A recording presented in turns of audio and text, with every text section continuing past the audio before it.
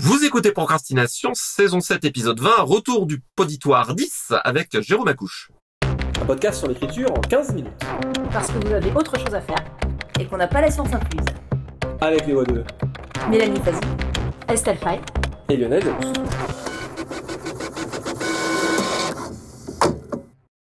Eh ben, c'est déjà la fin de cette saison 7. Encore merci, comme tous les ans, pour votre suivi au long cours, vos retours, vos commentaires sur le podcast au fil de cette, mon Dieu, déjà 7e année. Comme d'habitude, on ne vous ennuie pas avec ça. Mais si vous aimez le podcast, n'hésitez pas à nous laisser une petite note sur votre agrégateur favori pour aider la découverte de celui-ci auprès des gens à qui il pourrait être intéressant. Si vous n'avez pas envie de nous laisser une bonne note, mais que vous voulez en laisser une mauvaise, vous pouvez également vous abstenir et je vous propose d'envoyer le podcast à quelqu'un que vous n'aimez pas. Comme ça lui fera les pieds. Et on va donc reprendre un peu et dépiler, comme d'habitude, le sac de courrier de vos commentaires. Et en fait, on a, comme je l'ai annoncé dans le titre de l'épisode, on a une grosse chance parce que dans l'épisode Se mettre à écrire, Estelle a parlé de Jérôme, bêta-lecteur, également auteur de Lupus in Fabula aux éditions du Chat Noir. Jérôme a très gentiment accepté de répondre à la question qu'on lui posait et donc on lui a transmis et il nous a enregistré sa réponse. Donc, Jérôme, Estelle nous a révélé que tu ne rencontrais guère le problème de fait de se mettre à écrire, faisant usage de tous les intervalles à ta disposition. Notre auditoire est avide d'un retour d'expérience. Comment fais-tu pour te mettre dans l'ambiance de ton récit rapidement, pour retrouver où tu en es et vaincre la résistance? Bonjour l'équipe de Procrastination et les poditeuristes, et merci de m'avoir sollicité afin de témoigner suite à l'épisode intitulé « S'y mettre ». Comme je m'en amuse avec des collègues de travail qui ont des enfants, je dis souvent que mon second métier, être parent, reprend quand je vais chercher mes enfants à l'école ou à la crèche. Mais quand vous êtes auteuriste, un troisième métier se juxtapose aux deux premiers. Pour pouvoir s'y mettre, il faut déjà déterminer les différents aspects de son projet de façon globale. Que ce soit son créneau, la taille du projet, l'aspect du projet et selon quel temps.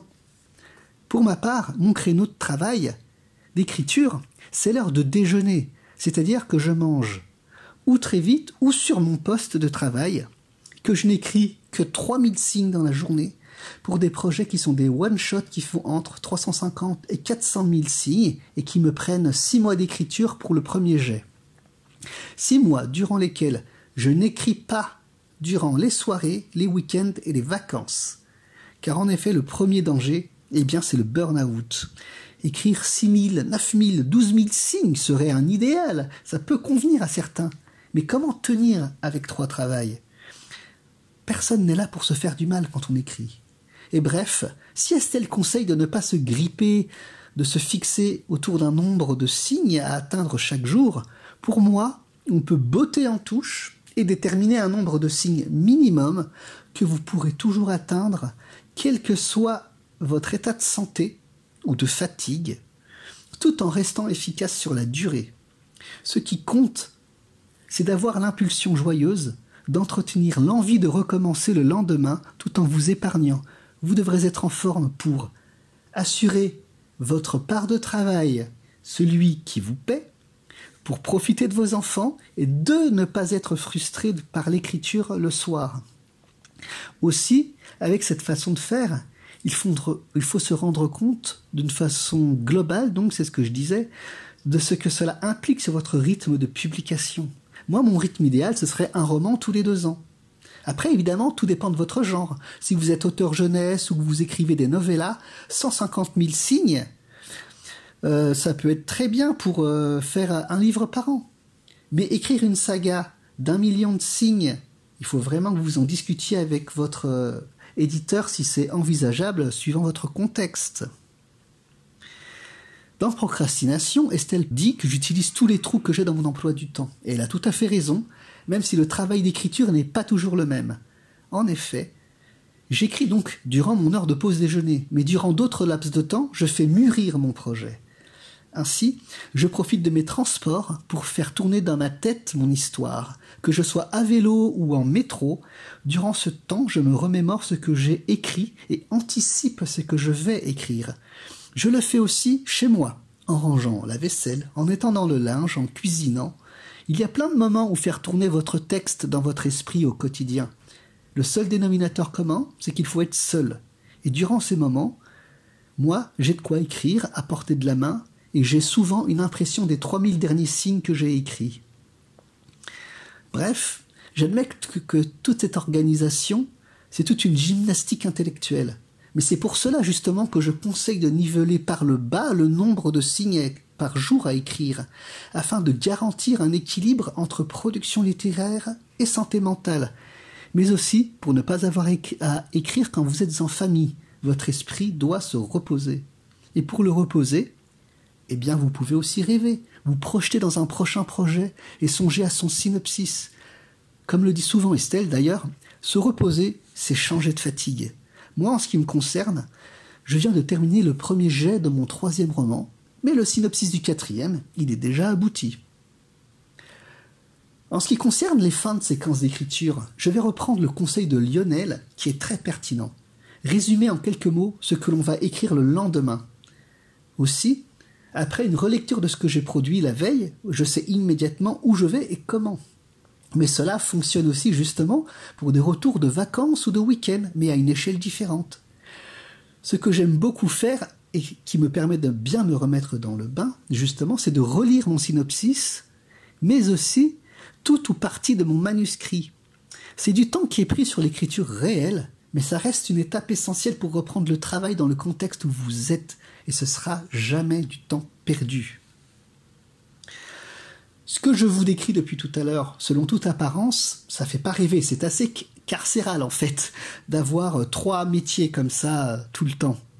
Mais il se produit aussi des miracles par rapport à l'écriture. Alors je vais vous révéler quelque chose d'assez extraordinaire que je ne pensais pas voir arriver un jour dans ma vie, mais depuis que j'ai des enfants, eh bien le syndrome de la page blanche a totalement disparu de ma vie.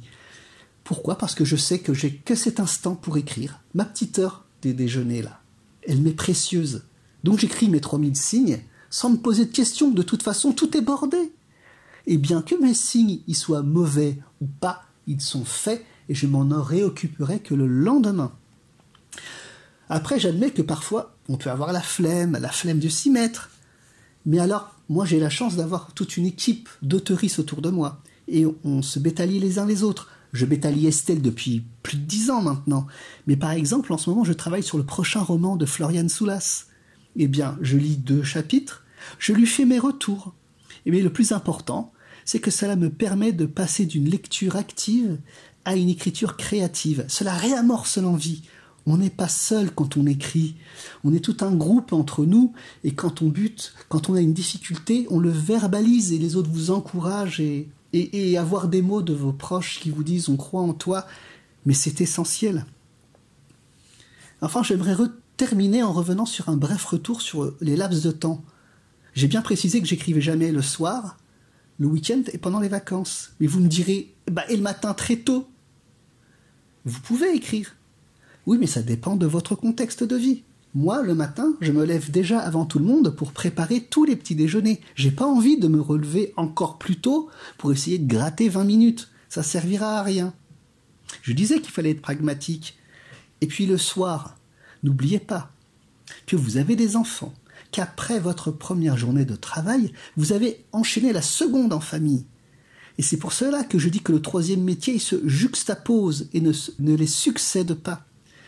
Quand enfin, moi, les enfants ils sont couchés, pour ma part, je n'aspire qu'au repos, à discuter avec ma femme, à échanger avec elle sans être perpétuellement interrompu, à regarder éventuellement un bout de série, un bout de film, un morceau d'épisode de je ne sais quoi.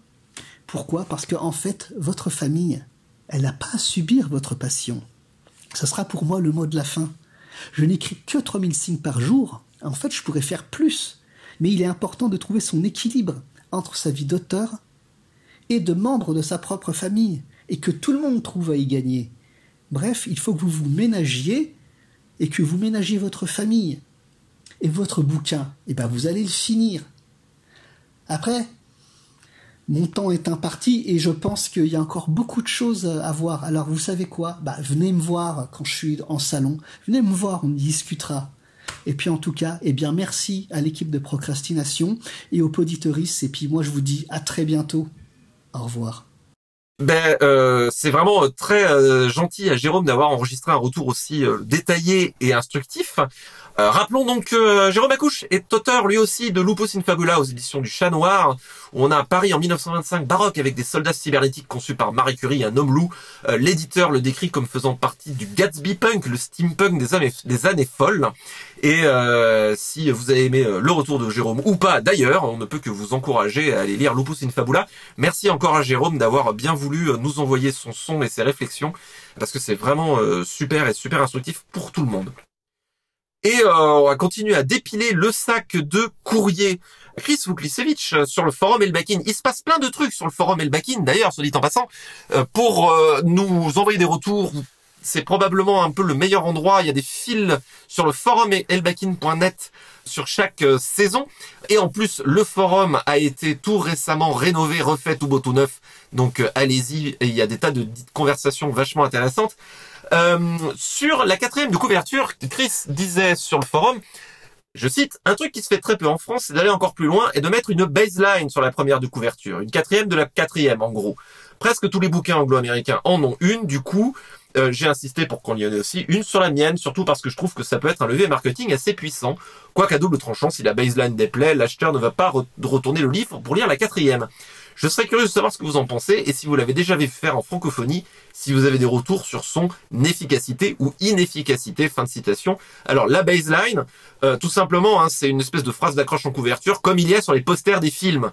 Il ne savait pas que c'était la fin du monde. Ou un truc comme ça. Je suis visiblement nul en baseline, en tout cas quand il faut les improviser comme ça.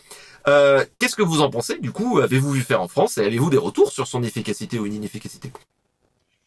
Moi, ce que j'ai plus vu, en fait, c'est pas tant des trucs qui sont mis sur la couve même du livre que sur des bandeaux. Parce que je croise beaucoup de lecteurs, quand même, encore en France, j'ai l'impression, qui ont cette tradition de bien aimer avoir un objet livre encore un peu, avec une jolie couverture. Et vraiment, la jolie couverture est en train de beaucoup monter. Je le vois avec, par exemple, le succès en salon des très beaux brochets d'Actu SF. Donc, ça, c'est quelque chose qui marche de mieux en mieux. Et n'ont pas forcément envie d'avoir un mot sur la couve. C'est pas trop pour l'instant dans notre culture, donc c'est un peu à double tranchant. Donc il y a la solution du bandeau en fait qu'on peut enlever quoi. Parce que là par exemple derrière moi j'ai le dernier livre que j'avais acheté à Londres et carrément sur la couverture il y a des citations de journaux qui en ont parlé, voilà Gloriously Dark etc. Et c'est sur la couve. Mais ça en France c'est plutôt réservé un peu à des romans encore plus de gare que ce qu'on fait en imaginaire, pour l'instant en tout cas. Donc c'est à double tranchant. Alors là, je trouve il y a une petite subtilité, je trouve, qui est qu'en fait il y a le blurb et la baseline. Le blurb, effectivement, c'est la petite citation de Publishers Weekly disant c'est trop bien, signé tel journaliste en couve. En France, on le fait effectivement pas. La baseline, moi je l'avais eu sur la trilogie Léviathan. Moi je trouvais ça cool. Je trouvais ça sympa parce qu'effectivement, il y avait un côté affiche de cinéma que j'aimais bien, avec la petite phrase un peu mystérieuse qui est censée te donner envie d'eux. Sur les ventes, perso, j'ai pas l'impression que ça ait fait quoi que ce soit. En librairie, par contre, j'ai eu la même impression, et en tout cas des libraires. Alors, c'est un retour qui commence à monter il y a quelques années, donc. Mais en tout cas, m'avait dit à l'époque que le bandeau, ça faisait une vraie différence en librairie. Et que, on voit de plus en plus d'ailleurs des bouquins. Il y a la couve, il y a le nom de l'auteur ou autrice et le titre. Et on a des fois un gros bandeau rouge qui te redit le nom en gros de l'auteur encore 72. Pour dire attention, c'est bien machin. En plus, ça coûte cher à fabriquer, donc je pense qu'effectivement il y a un vrai effet. Par contre, perso, la baseline de mon expérience, je trouve ça cool. J'ai pas l'impression que ça ait fait quoi que ce soit sur les ventes. Après, ce que je vois, c'est par exemple des petites phrases d'accroche pour présenter mes romans que j'ai en salon. Ça, oui, ça ferait des super baselines pour les couvertures. Et quand par moment la couverture, elle est un peu, on va dire.